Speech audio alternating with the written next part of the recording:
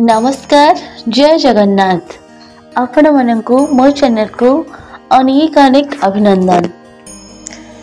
माँ कात्यायनी आज नवरात्रि षष्ठ दिन। आज दिनटी माँ कात्यायनी को समर्पित।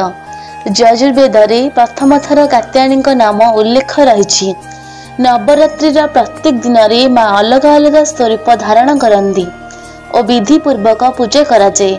कहुए देवता कार्य सिद्ध करने आदिशक्ति देवी रूपे महर्षि कात्यायनी आश्रम प्रकट होते।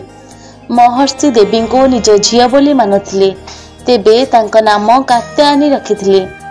माँ कात्यायनी को पूजा करने द्वारा व्यक्ति निजर समस्त इंद्रिय को निज बस रखापी शक्ति पाउथिला।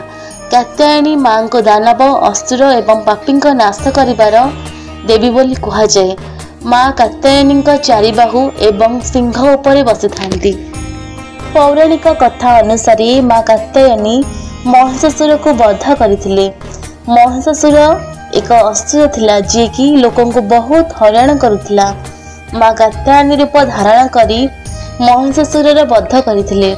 महिषासुर को वध करबा भली माँ मनीष विवाह रे आसुथिबा बाधा को दूर करिथाए। नवरात्रि विधि पूर्वक पूजा करने द्वारा विवाह संबंधी समस्त असुविधा दूर होता है।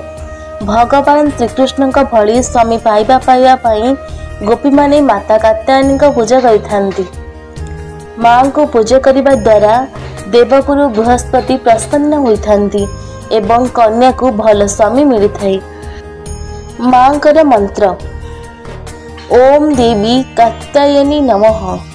या देवी सर्वभूतेषु माँ कात्यायनी रूपेण संस्थिता।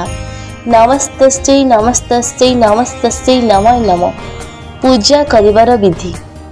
माँ को पूजा करने समय नियम प्रति विशेष ध्यान देवाक पड़ता है।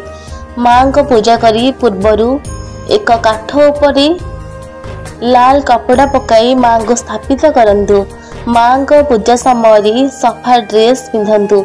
माँ को रोली एवं सिंदूर तिलक लगंतु। तापरे मंत्र जप करी फल फूल महु आदि प्रयोग करंतु।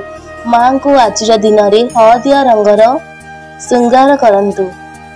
माँ को पूजा संध्या बेले गाई गोठरू फेरिला बेलू करंतु।